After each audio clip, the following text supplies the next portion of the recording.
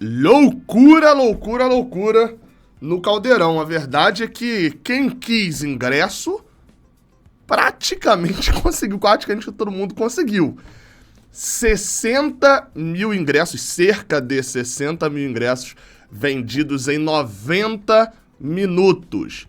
A torcida do Fluminense vai batendo recorde atrás de recorde e estão esgotadas as entradas, ou melhor, deixa eu refazer a frase. Estão esgotados os ingressos para o jogo contra o Olímpia. O Fluminense já esgotou os seus ingressos, todos para os sócios, todos para prioridade 100%, em aproximadamente 90 minutos. Essa Libertadores tem que ser nossa. A galera conseguiu comprar bem, tá? Vamos falar um pouquinho disso daqui. Tem muito vídeo aqui no canal reclamando sobre a questão das filas, a questão disso tudo, mas dessa vez geral conseguiu comprar bem e em 90 minutos a gente esgotou 60 mil ingressos. Outro detalhe, o próprio Fluminense confirmou já a notícia de que vai poder todo mundo entrar com check-in no celular, com e-ticket, com carteirinha de sócio. Vinheta do Giro de Notícias.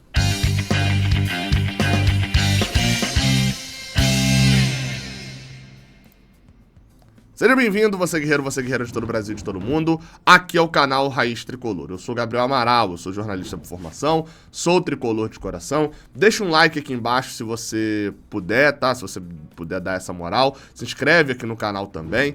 E vamos embora pra gente poder falar um pouquinho sobre essas notícias de ingresso. E a gente tem aqui também, eu acabei não falando na abertura, mas tem notícias sobre jogadores também, tá?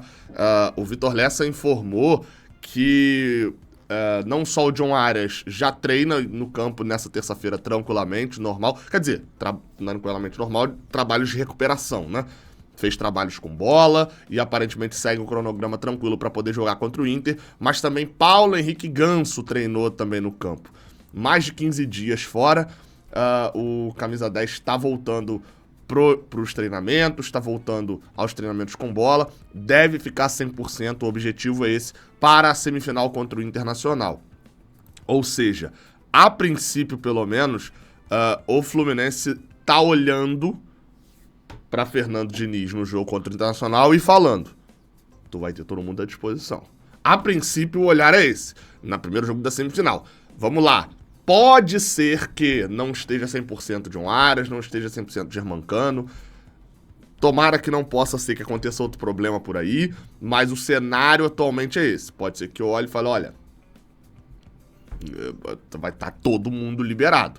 E aí a gente vai ver como é que vai ficar para escalar o time, né? Porque hoje eu até falei lá no podcast do GE, que eu faço, né, lá com o Cauê, com o Edgar e com a galera que cobre o Fluminense, que hoje o problema do Fluminense é que você tem 12 jogadores que não saem do time, que não podem sair do time. Fábio não pode sair do time, o Samuel Xavier é titular absoluto, Nino e Felipe Melo ficou provado, né, de que é a zaga mais correta pro momento. Na lateral esquerda, vai lá, o Marcelo pode sair do time pra entrar o Diogo Barbosa, o Diogo Barbosa pode sair pra entrar o Marcelo, mas é a mesma posição.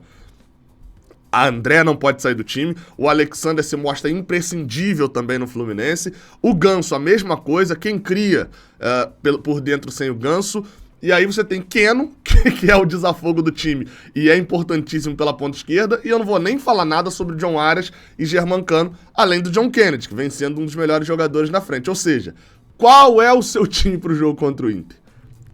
Tem tempo pra falar disso. Amanhã uma galera aí deve ser poupada contra o Cruzeiro, mas a gente só vai saber mesmo quando divulgarem os relacionados.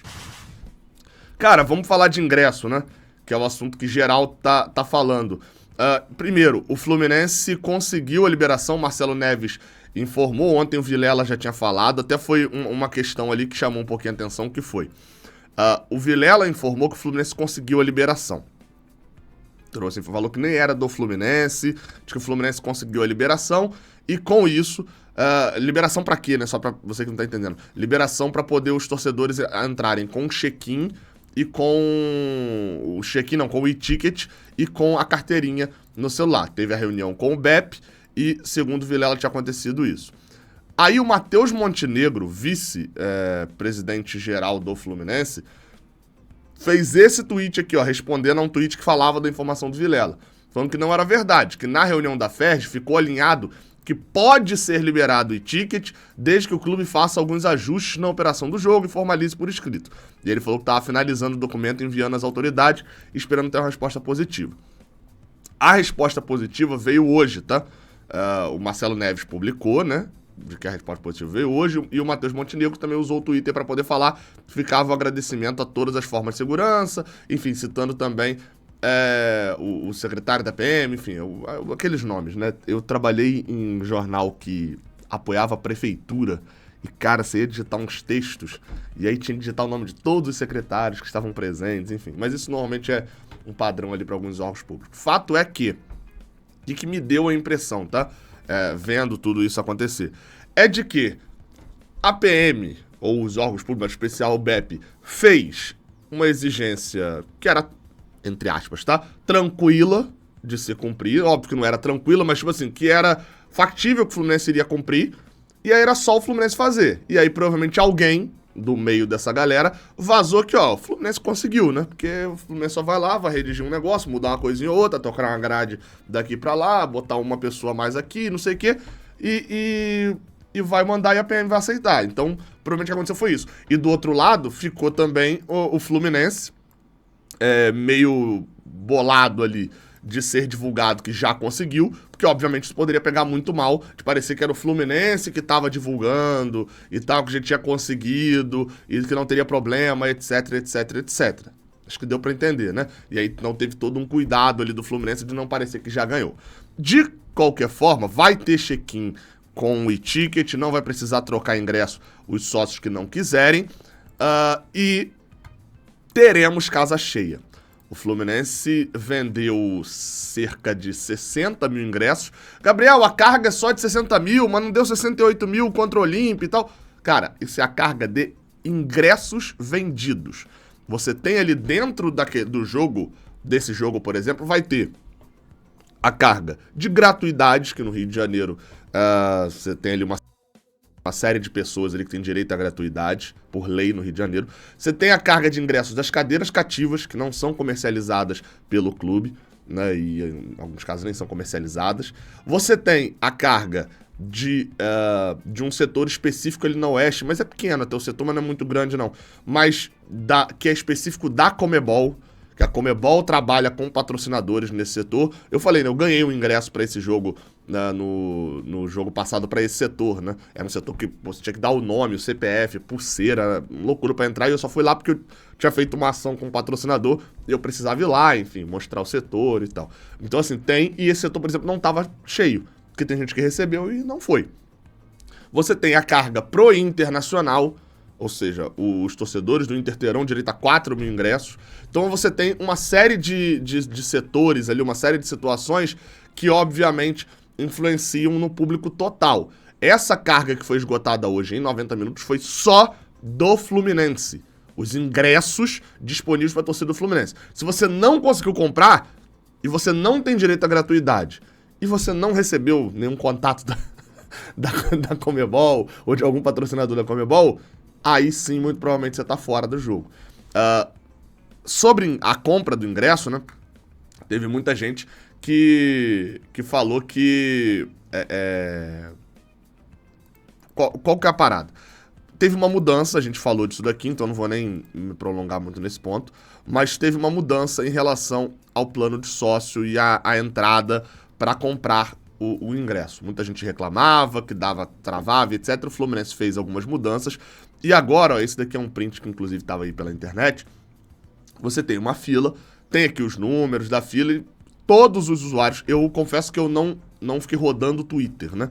Mas todos os grupos de WhatsApp que eu tô, de pessoas que têm a ver com o Fluminense, que são influencers, de pessoas que não são só torcedores que ligaram ali meio-dia. Tinha torcedor que, 11 e pouco, tava perguntando onde comprava o ingresso, enfim.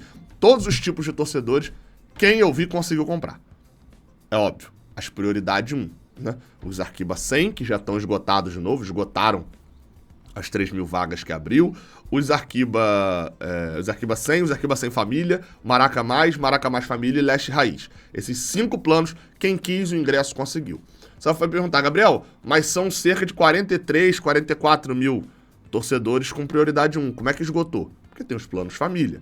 A galera que tem plano família pode comprar não só o dele, como mais 4 ingressos, né? Então isso, obviamente, aumenta ali o número de ingressos vendidos. Fato é que hoje o recado é esse. Se você for sócio, você consegue ir a muitos jogos no ano com um preço razoável. Se você for sócio, se você não for sócio, você vai ficar fora de alguns jogos do ano e, além de tudo, vai pagar mais caro, né? Porque você vai para um jogo, você vai pagar mais caro. Se você não for sócio prioridade 1, que é o Arquibacem, por exemplo, o Arquibacem Família, Maracamás Família, se você não for sócio prioridade 1, você vai ficar de fora dos maiores jogos do ano. O recado é esse. Muita gente até quando aumentou o preço, né, falou, um monte de gente vai deixar de ser sócio. Eu falei, cara, não vai. Porque antes a gente tinha esse negócio de que a vantagem tinha que ser o preço. Você tinha que ter uma vantagem, porque ver o Fluminense era uma merda. Era um time horroroso dentro de campo, e aí você tinha que ter uma vantagem de preço pra, você já vai no jogo, vai mais barato sendo sócio. Agora, o atrativo não é o preço, o atrativo é o Fluminense. É a semifinal da Libertadores, é um Fla-Flu do Brasileirão, é uma quarta de final da Copa do Brasil, que a gente não chegou esse ano, mas enfim, né? O atrativo é o jogo. Então, meu amigo, o preço não precisa ser mais tão atrativo.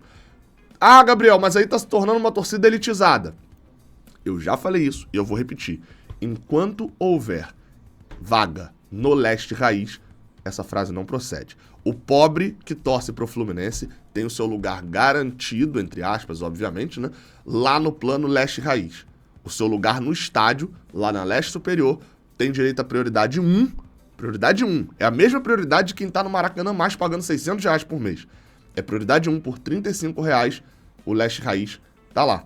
É só você comprovar a tua renda abaixo de R$1.500. Vai lá em Laranjeiras e faz. O pobre que torce pro Fluminense tem lugar no estádio.